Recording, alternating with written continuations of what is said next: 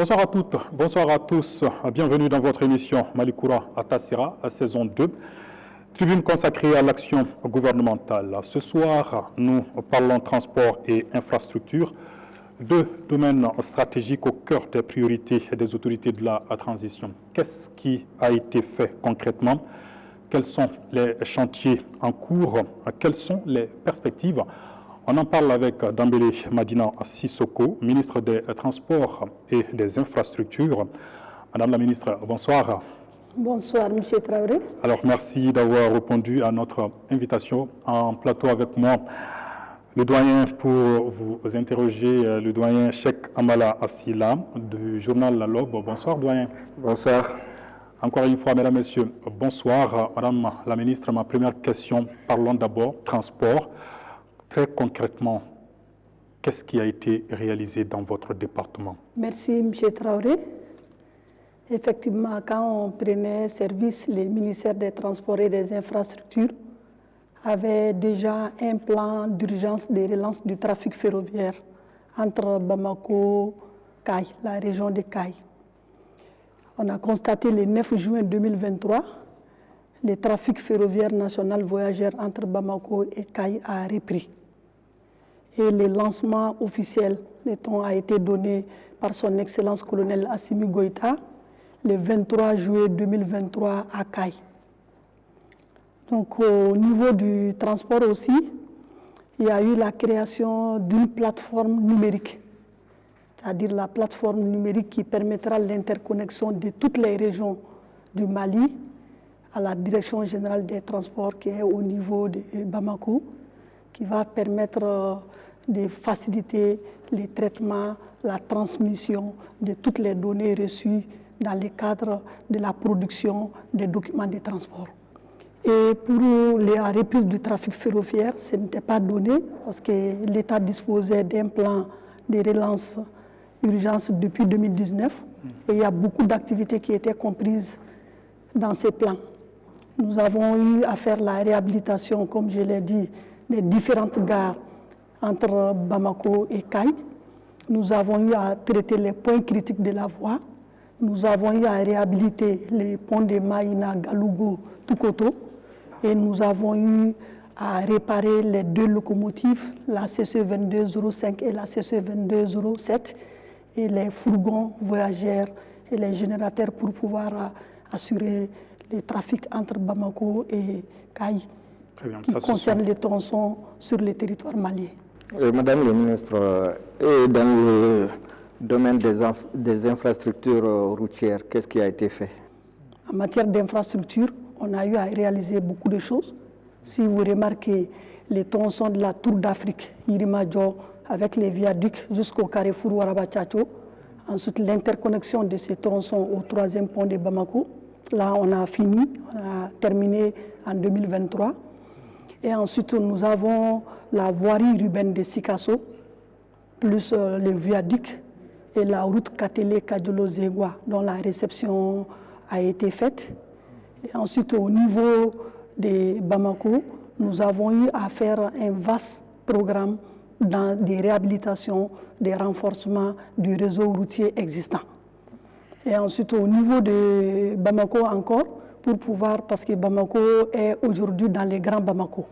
Donc il y a des quartiers périphériques qui se sont rajoutés d'eux-mêmes à Bamako, au district de Bamako. Nous avons eu à poser des actes pour pouvoir faciliter la mobilité sur les réseaux. C'est-à-dire à partir de Sangarebou, du point de Sangarebou jusqu'à Marseille. Donc la voie principale qui est là-bas a été prise, ça sera une voie bitumée. À partir de Nafadji, à la descente de l'école Sim jusqu'à Nafadji, cette voie aussi a été prise, c'est une nouvelle voie. À partir derrière le lycée Filidabo jusqu'à Badiambougou, Zerababougou, la voie principale qui était là-bas a été prise en compte, ça sera une voie bitumée. Et ensuite, au niveau de la RN 5, quand vous prenez la voie de Sebeninkoro, la route de Sebeninkoro, jusqu'à Kalabambougou, jusqu'à Kabalabougou, cette voie a été prise en compte. Et au niveau des autres capitales régionales, c'est-à-dire le Mali dispose de 19 régions. Chaque région a eu un programme spécial avec les collectivités régionales dont les priorités ont été dégagées par ces collectivités elles-mêmes. Maintenant, quand vous regardez au niveau des grands projets, en plus des projets d'entretien, nous avons la route entre Mopti et Sévaré. Et ensuite, nous avons le contournement de l'aéroport Ambodédio de Mopti. Et nous avons la réalisation de 5 km de voirie urbaine à l'intérieur de Sévaré. Et nous avons la réhabilitation de 5 km de voirie à l'intérieur de Mopti. Et ensuite, au niveau de Kadiolo aussi, la voirie, c'était 4 km à l'intérieur de Kadiolo. Et ensuite avec des aménagements connexes. En 2023 aussi, vous avez vu avec les présidents, nous avons lancé les projets, la route entre Banangoro et Djoro, long de 45 km, Djoro étant une zone de forte production agricole qui permettra d'acheminer les produits agricoles vers les centres de commercialisation et de transformation. Et ensuite la route Bamako-Sénégal par le nord, quand vous regardez la route Standaré-Kaï, qui était une route dégradée, longue de 138 km, a été lancée. Et ensuite, la finalisation de la route Kati-Djidjeni, qui est en cours, où il reste à peu près une trentaine de kilomètres. Et ensuite, au niveau de la région de Ségou, en allant vers Tombouctou, nous avons la route Gomakura-Léré-Tombouctou, les tronçons Nampala-Léré qui est en cours, où les travaux continuent pratiquement pour pouvoir rentrer à Mopti via Ségou. Et ensuite, au niveau de beaucoup d'autres régions, nous avons des projets phares que nous continuons, que nous allons toujours œuvrer pour que les désenclavements, pour que la mobilité soit améliorée sur les réseaux routiers du district de Bamako et de l'ensemble des 19 régions qui composent le Mali. Madame la ministre, à vous écouter, on sent de grands chantiers à travers le pays, de grands projets en cours. Tout cela ne va pas sans difficulté. Est-ce que tout se passe bien sur tous ces chantiers engagés? Pour la réalisation des projets, même si les ressources sont mobilisées, on est confronté à un problème de libération des emprises des voies.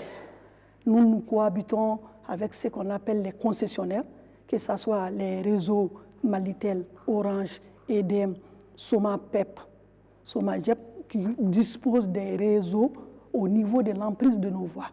Donc pour pouvoir réaliser ces travaux, on est confronté au déplacement de ces réseaux qui jouent, que ce soit sur le temps de mise en œuvre et qui jouent sur l'enveloppe financière, parce que les déplacements de ces réseaux coûtent cher. Et ensuite, pour les routes, quand une route est en bon état, ça c'est bonjour les dégâts ou souvent les pertes en vies humaines.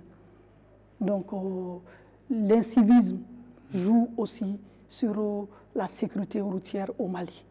Donc le non-respect du code de la route, qui est un facteur qui contribue beaucoup à l'amélioration du taux d'accidents sur la route.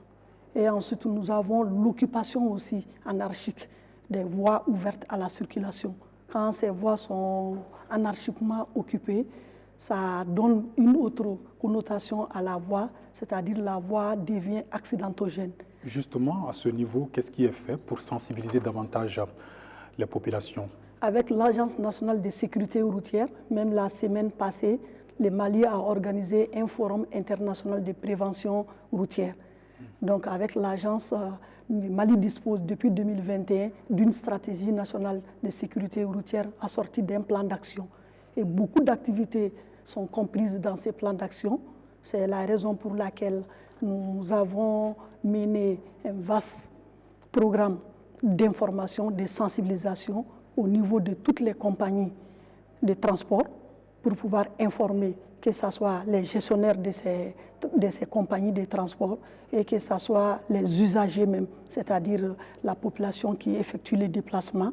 Et ensuite, avec les nouveaux codes de la route, des dispositions sont en train d'être prises pour pouvoir contrer ceux qui ne respectent pas les codes de la route à se conformer à la réglementation éditée par les textes. On sait que vous avez entrepris de grandes réformes dans ce domaine. Est-ce qu'on peut savoir en gros ce qui a été fait et ce qui est en projet pour l'avenir? Effectivement, nous disposons pour les routes d'un service central qui était la Direction nationale des routes. Mais avec l'évolution actuelle, ce service central qui est chargé de la conception des éléments de politique nationale en matière d'infrastructures routières était confronté à des problèmes. Donc la Direction nationale des routes est devenue Direction générale des routes. Et Direction générale des routes, il y avait des préoccupations qui n'étaient pas prises en compte dans l'ancienne formule DNR. Il s'agit de la création d'une sous-direction contentieux. Qui dit réalisation d'infrastructures avec les tissus anciens urbains, il faut obligatoirement des voies plus grandes. Et pour ces voies plus grandes, c'est sûr qu'il va y avoir des démolitions ou il va y avoir des dégagements. Et ensuite, on a l'occupation, comme je l'ai dit, les gens souvent cassent la route. Donc, nous avons doté la Direction générale des routes en une loi relative à la protection de la voie publique. C'est-à-dire, qui casse, tu payes. Et ensuite, il y a une brigade qui a été créée au niveau de la Direction générale des routes pour permettre de faire des mouvements sur les réseaux routiers et voir les dispositions anormales qui sont sur la chaussée, qui empêchent, c'est-à-dire qui peuvent entraver l'état des routes, qui peut être signalé. Et les contraventions aussi peuvent être les gens qui occupent anarchiquement, peuvent être amendés. Et ces amendes sont versées au niveau du fonds d'entretien routier pour pouvoir renforcer le fonds qui sert à réhabiliter ou à entretenir nos voies. Actuellement, au courant 2023, des actions ont été menées pour entretenir nos routes, notamment par vos services techniques. Concrètement, qu'est-ce qui a été fait à ce niveau? Je ne sais pas si vous avez remarqué ces derniers temps, l'entretien routier a changé de visage. Avant, c'était des PAT, c'est-à-dire des points à temps, mais aujourd'hui, c'est soit la reconstruction, soit la réhabilitation. Et ensuite, les ouvrages d'assainissement qui longent le long de nos routes ont été élargis, parce qu'avec l'urbanisation galopante, on a constaté que les populations riveraines empiètent beaucoup sur la chaussée et ses ouvrages connexes. Les caniveaux ont été redimensionnés.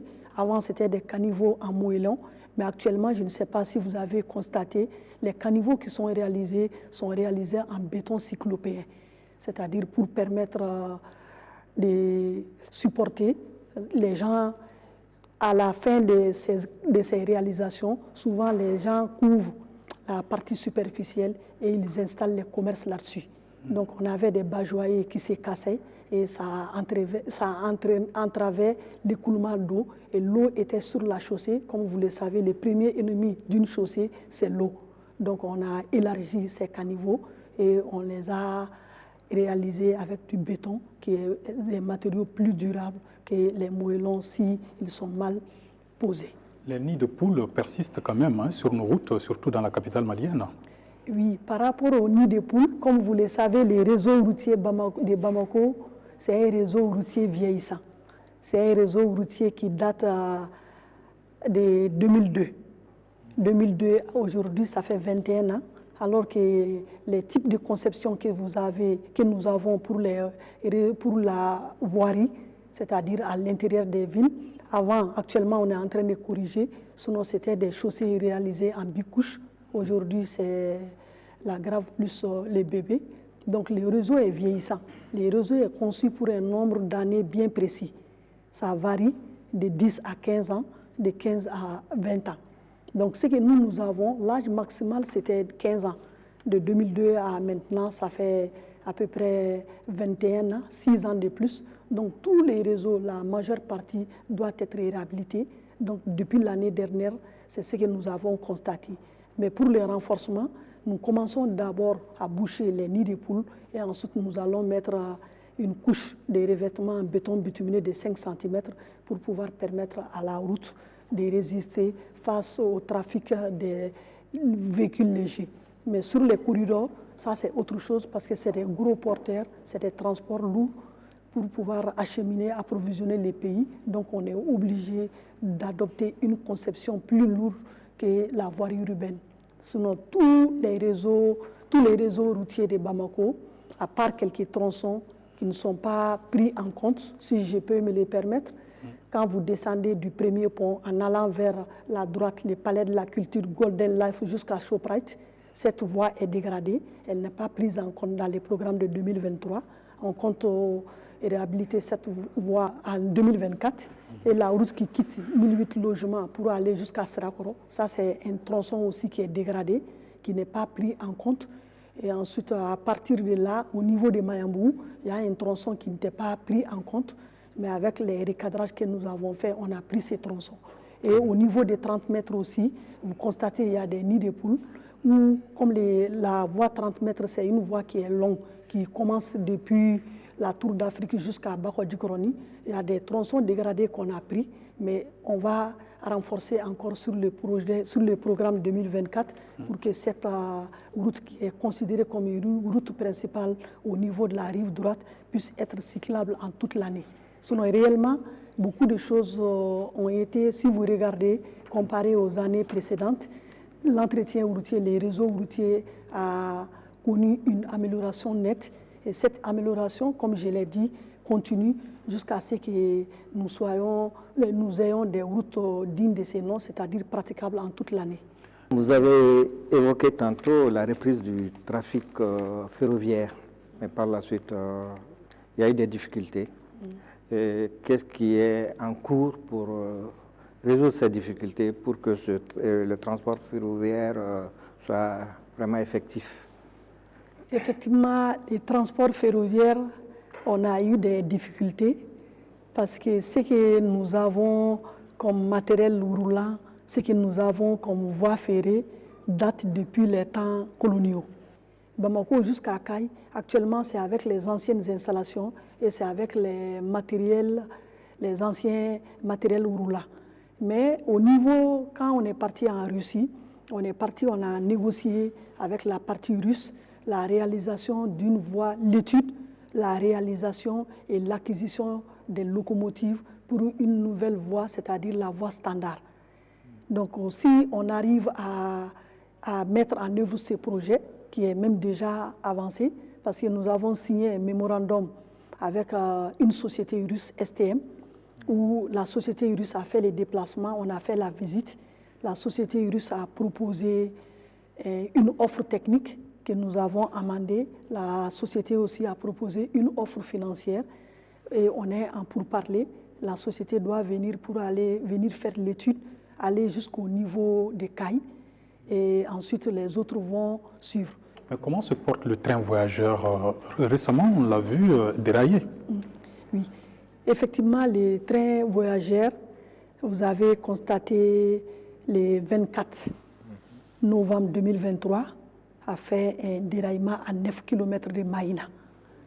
Parce qu'on l'a dit, la voie que nous avons, on a traité les points critiques, mais toute la voie n'a pas été rénovée. C'est des points critiques qui ont été traités sur la voie. Donc il y a eu une rail cassée. C'est ce qui a fait que le train a dérapé. Mais malheureusement, on a eu des dégâts matériels, mais on n'a pas eu de pertes en vies humaines. Donc, et les choses sont rentrées dans l'ordre, le train a repris ou pas? Non, le train n'a pas repris parce qu'une locomotive a été endommagée, mais la grue est partie chercher les wagons et les locomotives qui sont au niveau des ACK, ateliers centraux de Korofina, pour des réparations. Et la réparation de la voie aussi est en cours. Et à quand la reprise? La reprise, c'est quand les travaux vont être réceptionnés, parce qu'avec les dégâts, une partie des rails aussi, sur quelques mètres, a été endommagée. Donc il faut reprendre les rails, il faut réparer les matériels. La reprise fera l'objet d'un communiqué qui sera diffusé pour les usagers. Sinon, nous voulons prendre toutes les dispositions sécuritaires nécessaires pour traiter tout ce que nous avons constaté avant de relancer encore. Très bien. Au-delà du train, nous avons également le transport fluvial, nous avons également le transport routier. Un mot sur ces transports. Est-ce qu'à ce niveau également, votre département ils travaillent pour que les Maliens puissent se déplacer facilement, que ce soit à Bamako ou à l'intérieur du pays. Effectivement, le Mali est traversé arrosé, disons, par deux grands fleuves. Le fleuve Niger sur à peu près 1700 km. Et ensuite, nous avons le fleuve Sénégal. Mais la navigation aujourd'hui, c'est sur le fleuve Niger, c'est-à-dire de Koulikoro jusqu'à Gao. Et de Koulikoro jusqu'à Gao, nous avons une navigation saisonnière. C'est-à-dire cette année, nous avons commencé le 26 juillet. Ça, c'est la période de haute eau où les bateaux peuvent aller quitter Koulikoro jusqu'à Gao. Mais malheureusement, le 7 septembre 2023, on a été confronté à un événement tragique, c'est-à-dire l'attaque du bateau, où nous avons perdu beaucoup, paix à leur âme, beaucoup de personnes. Donc c'est ce qui a interrompu le trafic. Mais comme on l'a dit, au niveau des réformes aussi, c'était Comanav, compagnie malienne de navigation.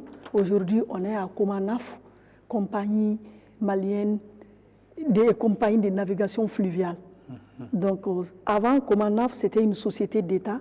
Aujourd'hui, Comanaf est un EPIC, un établissement public à caractère commercial. Donc, ce qui fait qu'avant, nous, on intervenait uniquement pour l'exploitation du chenal navigable.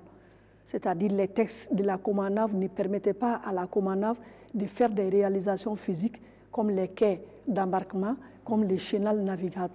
Mais avec les réformes aussi au niveau de cette structure, la Comanaf, aujourd'hui, elle peut faire des levées de fonds, elle peut réaliser elle-même des quais et elle peut faire le circuleusement, c'est-à-dire le dragage du chenal navigable pour qu'au lieu que nous soyons de juillet en février, pour que nous puissions naviguer 7 mois sur les 12 mois de l'année. Quid du transport urbain, notamment à Bamako? Avec le Conseil malien des transporteurs routiers, on est en train de voir comment moderniser les transports urbains.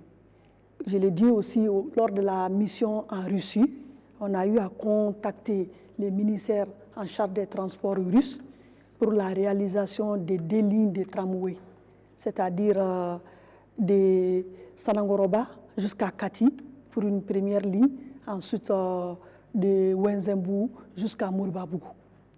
Donc un projet de MOU aussi a été envoyé et l'équipe doit être là. Ils nous ont même saisi la semaine prochaine pour voir l'étude parce qu'on avait un ancien montage, mais cet ancien montage avec l'urbanisation aussi doit être revu.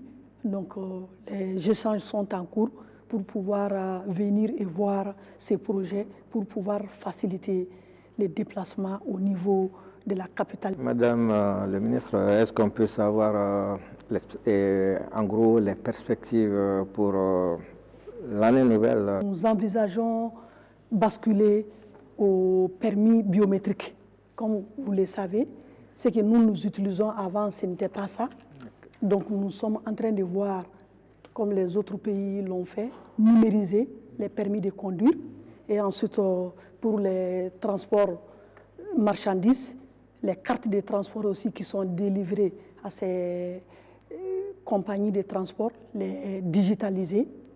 Et ce qui va permettre d'éviter tout ce qui était comme fraude constatée dans la délivrance des documents de transport. Au niveau des infrastructures aussi, il y a beaucoup de projets. Si vous regardez la route Sévaré-Gao, précisément les premiers tronçons Sévaré-Boré, long de 111 km, et les tronçons Boré-Douanzan, long de 59,7 km, qui vont être où les procédures de passation des marchés sont déjà faites. Et ensuite, nous avons l'autre projet, c'est-à-dire sur la route de Kaï, je l'ai dit, Standard Djidjeni, où les requêtes de financement ont été envoyées, et la poursuite de la route Kuala Mourdia-Nara jusqu'à la frontière mauritanienne. Les travaux sont en cours, on compte continuer. Et ensuite, la route Sévaré-Boré qui va continuer avec les voiries urbaines. Et ensuite, nous avons les aménagements connexes de la route Sévaré et de la route Katélé-Kadiolo-Zégua. Et ensuite, nous avons la RTSD, la route transsaharienne, les tronçons Bourem, Kidal jusqu'à la frontière algérienne qui continue. Et ensuite, nous avons les voiries urbaines qui sont au niveau de Bamako. Comme je l'ai dit, ces voiries urbaines-là vont continuer. Et ensuite, nous avons au niveau de chaque capitale régionale, pour relier les capitales, c'est-à-dire les régions à Bamako, toutes les routes nationales, que ce soit la RN6, la route qui quitte Bamako jusqu'à Ségou, en passant par San Mopti, en passant par Blanc, Kouchala, jusqu'à Sikasso, passant par les barrages de Kouro, et la route qui passe de Fana, Beleko, Doumantene jusqu'au fleuve Glo, et ensuite la route Bougouni-Manankoro, où la BAD a donné son avis, le dossier doit être soumis au conseil d'administration prévu pour 2024. Donc tous ces projets sont en cours, et la route Bamako aussi, Sénégal, via les corridors sud, c'est-à-dire par Kita, Kenyeba, Maïna, Misala, jusqu'à la frontière. Donc toutes ces routes-là sont prévues.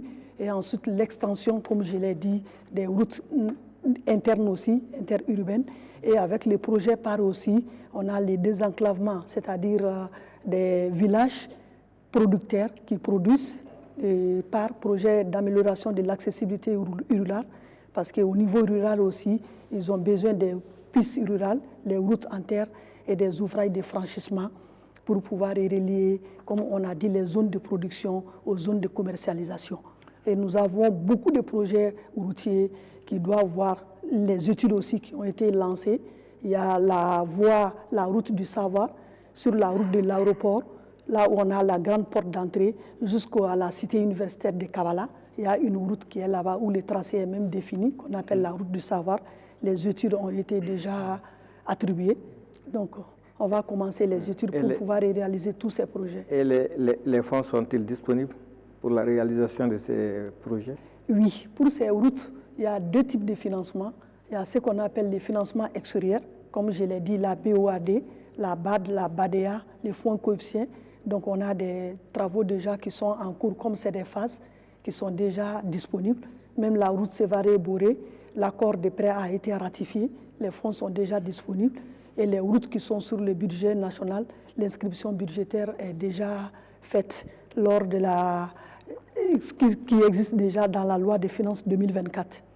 Très bien, vous avez parlé de l'aéroport tout à l'heure. J'imagine que vous avez également de grands projets liés au transport aérien. Oui, effectivement, au niveau du transport aérien, on a des grands projets. Et le Mali est un pays membre de l'ASECNA. Et nous avons, pour un taux de conformité de 73, le Mali est à peu près à 82,5%. Donc nous nous classons parmi les pays membres du Téléthon. Donc ce que nous demandons à la population, c'est-à-dire c'est la libération de la zone aéroportière, où nous avons un agrément, nous réunissons toutes les conditions, nous demandons la libération. Et l'aéroport aussi a un projet d'extension, même une passerelle, je dois aller peut-être demain pour la pose de la première pierre, où les travaux ont même démarré, et le siège des aéroports du Mali. Et ensuite, nous avons en vue la création d'une compagnie nationale de transport aérien. Donc, on est parti voir le ministère des Transports russe. Les échanges sont en cours. Il y a une étude qui a été commanditée pour pouvoir permettre, avec la nouvelle compagnie aérienne nationale, de servir l'intérieur du Mali, c'est-à-dire les vols domestiques, et ensuite mettre l'accent aussi sur les vols sous-régionaux. Donc, un bureau d'études marocain a été commis, où l'étude pratiquement est en cours. Nous avons reçu les premiers drafts et nous avons ciblé aussi des avions ATR qui semblent être économiques pour les vols domestiques et les vols sous-régionaux. Et le modèle économique même a été défini. Donc, les dispositions sont en cours avec des partenaires pour la création de cette nouvelle compagnie qui ne va plus tarder. Alors, en quelques mots, si vous avez un message particulier à livrer ce soir, quel est cet appel? Merci, M. Traoré. Effectivement, le ministère en charge des transports et des infrastructures est un ministère qui a en charge aussi la sécurité routière. Et nous nous sommes dotés d'un nouveau code de la route via la loi relative à la circulation routière et d'une nouvelle loi relative à la protection de la voie publique. Donc nous, notre problème, Quand vous regardez, les facteurs humains occupent à peu près 82% dans tout ce que nous rencontrons comme problème dans la mise en œuvre de nos grands projets. Donc nous demandons à ce que les emprises au niveau de l'aéroport soient libérées. C'est ce que nous demandons à la population. Et ensuite, nous demandons aux usagers de la voie publique de respecter les codes de la route. Et ensuite, nous demandons aux occupants de l'emprise des voies de libérer les voies pour que les projets puissent être réalisés dans les plus brefs délais, ce qui joue sur la qualité et la qualité des ouvrages que nous aurons à réaliser. Merci beaucoup, Madame la Ministre. Merci. Merci, Monsieur Sylla. Merci. Merci également à vous, chers téléspectateurs. Nous recevions Dambélé Madina Sissoko, ministre des Transports et des Infrastructures. Très bon moment de télévision en notre compagnie. Bonsoir.